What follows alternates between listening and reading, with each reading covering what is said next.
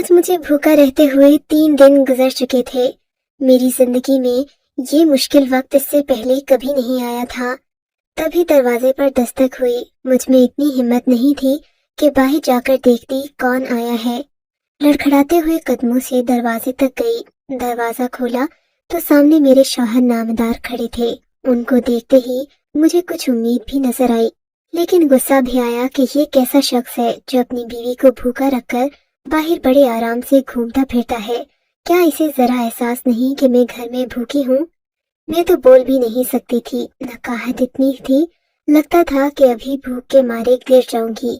तब उसने जेब से एक शॉपर निकाला और मुझसे कहने लगा, आ जाओ, मैं तुम्हारे लिए सेब का मुरब्बा लाया हूँ। उस वक्त कोई मुझे मुरब्बा तो क्या, जहर भी देता तो मैं खा लेती। मैं उसके पीछे पीछे किचन में गई। उसने प्लेट में काले रंग का एक महलूल सा निकाला और मुझे कहने लगा, लो खा लो, इससे तुम्हारी जान में जान आ जाएगी। मुनव्वर, ये क्या है? ये खाकर भला कोई जिंदा रहता है? खुदा के लिए मुझे कोई फल वगैरह ला कर दो। अभी इस वक्त मैं कोई खाना तो नहीं बना सकती, तुम बाहर से चावल ही ला दो। मेरी बात पर मुनव्वर ने कोई नोटिस नहीं लिया। देखो, मैं इस वक्त थका आया हूँ, मुझसे बहस मत करो। ये मुरब्बा खा लो, इससे तुम्हारी सेहत और अच्छी हो जाएगी। मैं कल से तुम्हारे लिए राशन का बंदोबस्त करता हूँ, तुम मुझसे लड़ा मत करो। मुनव्वर की बातें तो बस ऐसी थीं कि इंसान सुनता रह जाए। मैंने वो मुरब्बा तो खा लिया, मगर मेरी भूख अभी भी नहीं गई थी। मेरा दिल चाहता कि खाने की कोई और चीज हो जिसे खाकर अपना पेट भरूं। रात भर मुनव्वर से मैं शिकवे करती रही। मुनव्वर तहम्मुल से मेरी बात सुनता रहा। अब मुझे मुनव्वर पर गुस्सा आ रहा था, मगर उसने मुझे समझा बुझाकर राजी कर लिया। अगले दिन मैं इसी इंतजार में थी कि मुनव्वर आएगा और मेरे लिए खाना लाएगा, मगर मुनव्वर फिर खाली हाथ आए और शाम को उनके हाथ में वही मुरब्बे वाली थैली थी। मैं भूख के मारे इस कदर निढाल हो चुकी थी कि उसी मुरब्बे पर गुजारा कर लिया। मुनव्वर कहने लगे, मेरे हालात इन दिनों कुछ तंग हैं, अगर तुम चाहो तो अपने बाप के घर चली जाओ, कुछ दिन रहकर वापस आ जाना। मैं तो तुम्हारे लिए फिलहाल कुछ नहीं कर सकता।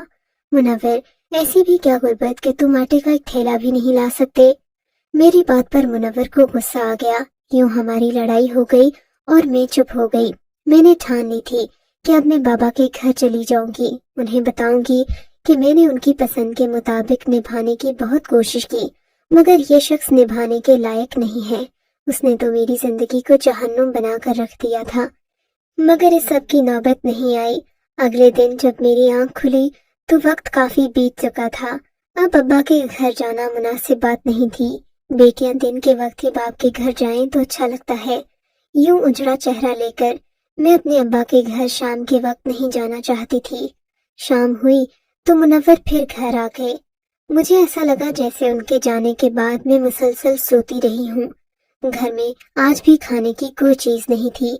अब मैंने मुनव्वर से शिकवा करना छोड़ दिया। मैंने दिल में पक्की ठान ली कि इसका दिया हुआ मुरब्बा नहीं खाऊंगी। ये न जाने मुझे क्या घोल कर खिला रहा है। कल को मैं बीमार हो गई, मेरा तो इलाज भी नहीं होगा। अब मैं इस शख्स के साथ एक मिनट न रहूंगी। उस दिन मैंने मुनव्वर से कोई गिला नहीं किया, उसके दिए हुए मुरब्बे को भी न खाया और सुबह तक यूं ही गुजारा कर लिया। पानी पीती रही और घर में बड़े अखरोट तोड़ तोड़ कर खाती रही। सुबह बड़ी मुश्किल से मैं अपनी पड़ोसन के घर पहुंची। उससे खाने को कुछ मांगा। उसने मेरी हालत देखकर मुझे अच्छा खासा नाश्ता करवा दिया। मैं भूखों नदीदों की तरह अंडे पराठे पर टूट पड़ी। खाना खाकर मुझ में कुछ जान आई तो मैंने उसे सारी बात बता दी। कहा कि मुनव्वर मुझे खाना तक नहीं खिलाता। मैं अब्बा के घर जाकर उन्हें सारी सूरत हाल से आगाह करना चाहती हूँ। मेरी पड़ोसन बड़ी उम्र की औरत थी, समझदार थी। उसने मुझे ऐसा करने से मना कर दिया। कहने लगी, फिलहाल तुम कुछ दिन इंतजार करो। अगर तुम यूं ही अपने बाप के घर जाओगी बिला जवाज तो शायद तुम्हारा शौहर कोई न कोई बहाना घर दे या ये कह दे कि तुमने उस पर इल्जाम लगाया है, क्योंकि कोई भी माकूल इंसान इस बात पर यकीन नहीं कर सकता कि तुम्हारा शौहर तुम्हें खाना भी नहीं देता। मैं तुम्हारे लिए कुछ करती हूँ ताकि तुम्हारा काम भी हो जाए और तुम पर बात भी न आए। वैसे मैंने तुम्हारे शौहर को कल दिन के वक्त एक बड़ी गाड़ी में घूमते देखा था। इसका मतलब तो यही है कि वो अच्छा खासा साहिब हैसियत शख्स है। मगर वो जानबूझकर तुम्हें भूखा रखता है। खुदा जाने इसकी क्या वजह है। अब तुम अपने घर जाओ और जैसा मैं कहती हूँ वैसा ही करो। मैं उसके समझाने पर घर आ गई। उसकी बात तो सही थी, मगर मुझे चैन नहीं आ रहा था। रशीदा ने मुझे ये भी कह दिया, तुम्हें जब भी भूख लगे आकर मेरे घर खाना खा लिया करो, या रुपए रख लो, बाजार से कोई चीज मंगवा लेना। मैं रशीदा की बात पर मुतमईन थी। अगले दिन उसने 5 बजे मुझसे मेरे वालिद का नंबर मांगा। मैंने उसे फोन नंबर दे दिया। उसने खुदा जाने अब्बा को फोन करके क्या बात कही कि अब्बा मेरे घर दौड़े दौड़े आए। एन उसी वक्त मुनव्वर भी उसी वक्त घर आए थे। मेरी और उनकी आज भी हमेशा की तरह खाने पर लड़ाई जारी थी कि बाबा जान आ गए। इन्होंने ये सारी बातें खुद ही अपने कानों से सुन ली और मुनव्वर को अच्छा खासा डांट दिया।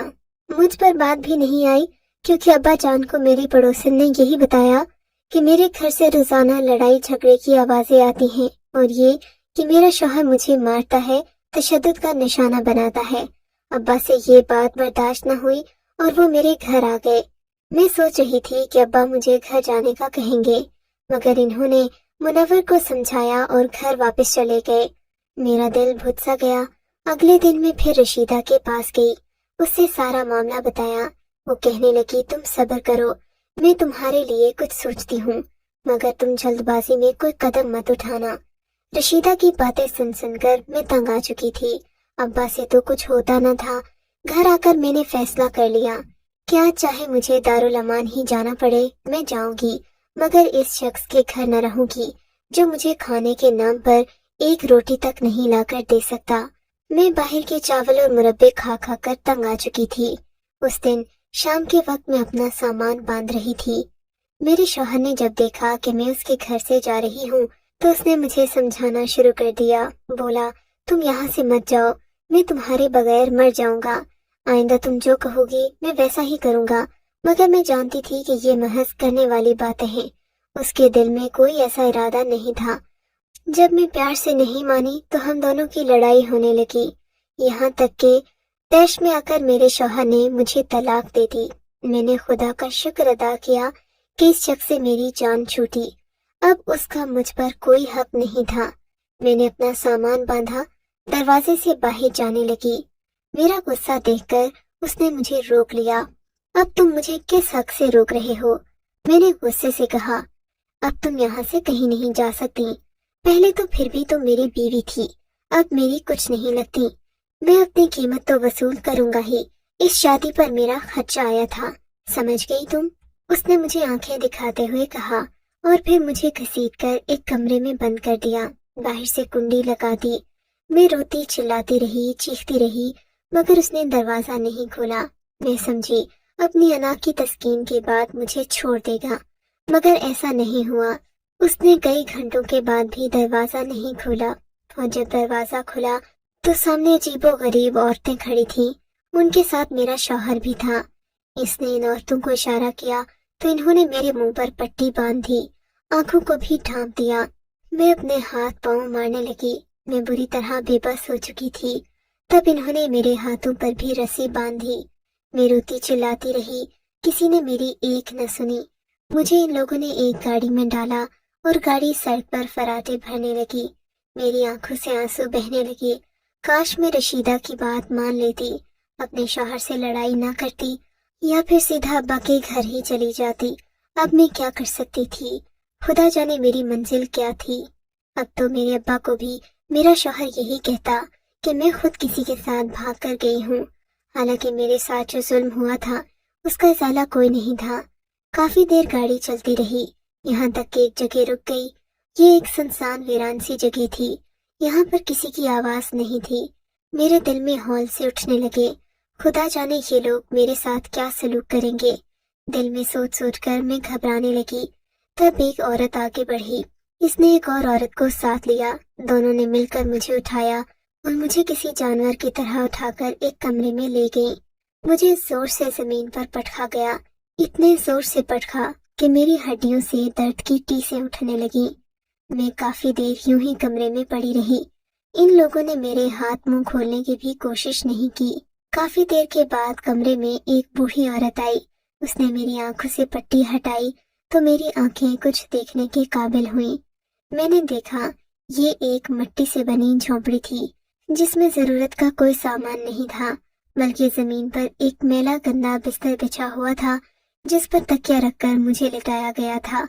बूढ़ी ने मेरे इशारा करने पर मेरे मुंह से वो टेप हटा दी, जिसकी वजह से मैं बोल नहीं पा रही थी। उसने मेरे हाथ खोले और मुझसे खाने का पूछा। मैं यहाँ आकर क्या खाना खाती? मुझे अपने घर बार की फिक्र हो रही थी, मगर पेट भरना तो लाजिम था। जब मैंने उस औरत से खाना मांगा, थोड़ी देर के बाद दरवाजे से एक लड़की अंदर आई। उसने मेरे सामने एक रोटी और सालन लाकर रखा। खाना खाने के बाद मुझ में कुछ जान आई। मैंने औरत से पूछा, मैं कहाँ हूँ? तुम लोग मुझे किधर लाए हो? उसने मेरी बात का जवाब नहीं दिया। तब दो हट्टी कट्टी औरतें कमरे में दाखिल हुईं। इन्होंने मेरे हाथ काबू में किए और फिर वही काले रंग का मुरब्बा मुझे खिलाने लगी। वो मेरे साथ जबरदस्ती कर रही थी। मुझे इससे घिन आ रही थी। दिल चाहता था कि इन सबको चीख चीख कर पूछूं कि आखिर मेरे साथ ये जुल्म क्यों कर रहे हो, आखिर मेरा कसूर क्या है। मगर इन औरतों की गिरफ्त इतनी मजबूत थी कि मैं उनसे बचकर निकल नहीं पाई। औरतों के जाने के बाद मैं हाथ पांव हिलाने के काबिल नहीं रही। फौरन ही मुझे गहरी नींद आ गई और मैं सो गई। अगले दिन मेरी आंख खुली तो शाम का वक्त हो रहा था। मेरा जिस्म टूट रहा था। मैंने देखा अजीब सी बदबू कमरे में फैली हुई थी। उठकर आंखें खोलकर बैठी तो ये वही कमरा था जिसमें मुझे कल रखा गया था, मगर आज तो इसका हुलिया पहले से भी खराब था। तब अचानक मेरी नजर मेरे कपड़ों पर पड़ी। मेरे कपड़े गंदे मैले हो चुके थे, जगह जगह से फट चुके थे। मेरे बालों में भी गर्द मिट्टी और धूल लटी हुई थी। लगता था मुझे जानवरों के बाड़े में बांधा गया हो। एक ही दिन में मेरे कपड़े इतने गंदे कैसे हो गए? मैं सोचने लगी। मेरे पास किसी बात का जवाब नहीं था। मैं बस एक झोपड़ी में महसूर थी। मुझे खाने में वही मुरब्बा या एक रोटी दी जाती। अब मेरी जिंदगी अजाब हो चुकी थी। रफ्ता रफ्ता मेरी हड्डियों में दर्द रहने लगा और मुझे अपनी पिछली जिंदगी की बातें भूलने लगी। ऐसा लगता कि मेरा जहन तारीकियों में डूबता जा रहा है। मैं किसी चीज को देखती तो मुझे अजीब सी धुंधलाहट महसूस होती। मुझे ये अंदाजा तो हो ही गया था कि मुझे दिन रात नशे पर रखा जा रहा है। मैंने इन औरतों से अब बात करना तक छोड़ दी थी। जिंदगी से मुकम्मल उम्मीद हार चुकी थी। एक दिन नींद में थी कि किसी ने मेरे सर पर पानी गिराया। ठंडा पानी और सर्द हवाओं की वजह से मैं फौरन जाग उठी। आंखें खोलकर देखा तो मैं बीच सड़क में पड़ी थी। आसपास तेज हवाएं चल रही थीं और एक बूढ़ी औरत मेरे सर पर झुकी हुई थी। औरत को देखकर मैं हैरान हो गई। तुम कौन हो? मैंने हड़बड़ा कर पूछा। उठो बेटी उठो, जल्दी करो, औरत ने कहा और मुझे अपना हाथ दिया। उसका हाथ पकड़कर मैं उठ खड़ी हुई। मुझसे चला नहीं जा रहा था। उसने मुझे अपने कांधे का सहारा दिया और सामने वाक़ई सब्जी की दुकान में ले गई। तुम कौन हो? मुझे यहाँ क्यों लाई हो और मैं यहाँ कैसे आई? मैं सवाल दर सवाल किए जा रही थी, मगर मेरी आंखें अभी भी सही तौर पर न खुली थीं। उसने मुझे सब्जियों के काउंटर के नीचे बिठाया और मेरे ऊपर कुछ गठरियां रख दी। मुझे कहने लगी, अगर अपनी भलाई चाहती हो तो चुपचाप बैठी रहो। मैंने तुम्हारी जान बचाई है। बाकी हकीकत क्या है ये मैं तुम्हें बाद में बताऊंगी। बूढ़ी औरत के कहने पर मैं चुप होकर बैठ गई। वैसे भी कुछ दिन से मुझे खुद से बात करने की आदत नहीं थी। मुझे जो कहा जाता मैं चुपचाप मान लेती। थोड़ी देर के बाद उस औरत ने बोरी हटाकर मुझे कच्ची गाजर और मूली खाने को दी। मैं भूखी थी। काफी दिन के बाद जुबान का जायका बदला था। मैंने जल्दी से उसके हाथ से मूली ले ली और उसे चबाकर खाने लगी। मुझे ताजगी का एक एहसास हुआ। दुनिया कुछ मुख्तलिफ सी नजर आने लगी। उस औरत ने मुझे दोबारा उन गठरियों के नीचे दबा दिया और अपना काम करने लगी। मैंने देखा थोड़ी देर के बाद दो हट्टे कट्टे लोग आए और औरत से पूछने लगे। वो मेरे बारे में ही पूछ रहे थे। बुढ़िया ने मेरे बारे में मुकम्मल लाइल्मी का इजहार किया। वो पूछताछ कर चले गए। उनके जाने के 3-4 घंटे बाद शायद के शाम का वक्त हो गया था। बूढ़ी औरत ने दुकान का शटर बंद किया और फिर कमरे की लाइट ऑन करके मुझे उठने का कहा। उसने सब्जियों की गठरियों के नीचे से मुझे निकाला और साफ पानी से मेरा मुंह धुलाया। मुंह धोकर मैं तरोताजा हो गई। उसने अपनी काले रंग की चादर मुझे ओढ़ने को दी میں نے چادر اچھی طرح اوڑھ لی۔ بوڑھی نے مجھے اپنے پیچھے پیچھے آنے کا کہا۔ یہ شام کے تقریباً 8 بجے تھے۔ میں اس کے پیچھے پیچھے چلنے لگی، تب وہ ایک کچے سے گھر میں داخل ہو گئی، مگر یہ گھر قدرے بہتر تھا۔ اس کا دروازہ لوہے کا تھا اور کافی مضبوط اور کشادہ گھر تھا۔ گھر داخل ہو کر اس نے مجھے اپنی بیٹی کے پاس بٹھایا اور خود کھانا بنانے چلی گئی۔ اس کی بیٹی 10-12 سال کی تھی۔ وہ مجھے حیران ہو کر دیکھنے لگی۔ مجھے خود سے گھن آ رہی تھی۔ میں نے اپنا آپ صاف ستھرا کیا، تب تک بوڑھی کھانا تیار کر چکی تھی۔ اس نے اپنی بیٹی کو بھی ساتھ بٹھایا، مجھے اپنے ہاتھوں سے کھانا کھلایا اور میرے پوچھنے پر بتایا کہ میں روزانہ بے بسی کی تصویر بنی اس کی دکان کے سامنے پڑی رہتی تھی۔ میرے سر پر چادر تک نہ ہوتی، میرے بالوں پر یوں مکھیاں بیٹھتی جیسے میں گندگی کا ڈھیر ہوں۔ بڑھیا کہنے لگی کہ تمہیں دیکھ کر مجھے دل میں تمہارے لیے ہمدردی محسوس ہوتی، تمہارے لیے میں کچھ کرنا چاہتی تھی مگر کر نہیں پائی۔ بالآخر ایک دن میں نے موقع پا کر تمہیں وہاں سے اٹھانے کی کوشش کی۔ دراصل بارش کی وجہ سے موسم اچانک خراب ہو گیا تھا۔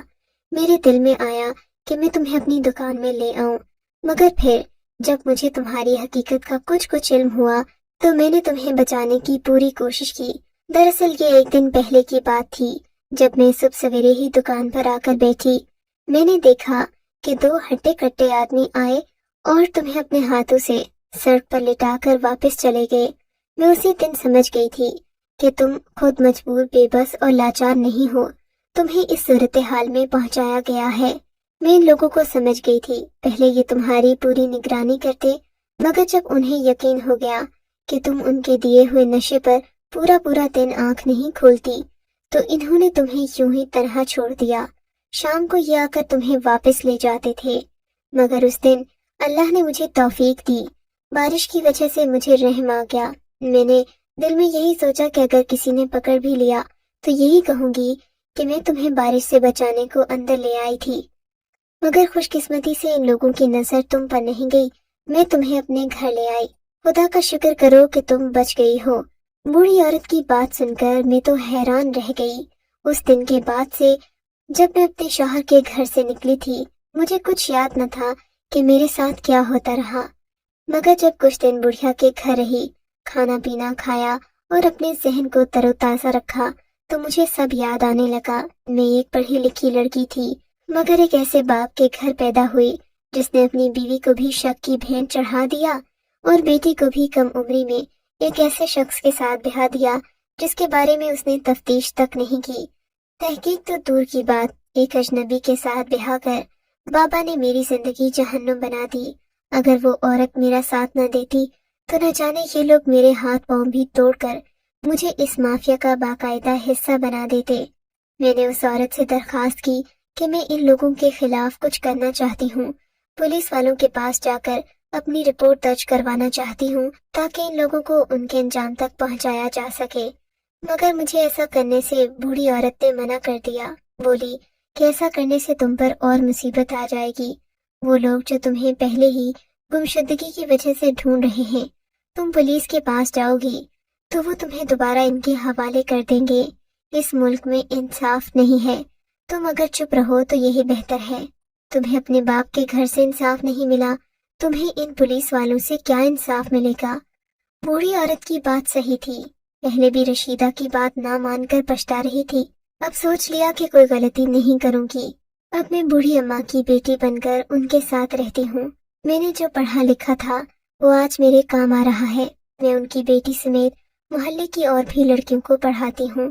جو وقت بچتا ہے اخبارات اور رسائل کا مطالعہ کرتی ہوں، اور اس پڑھائی اور مطالعے کی وجہ سے میرے اندر شعور بیدار ہو رہا ہے، اور میری زندگی میں اس سے قیمتی خزانہ میرے خیال میں کوئی ہو ہی نہیں سکتا۔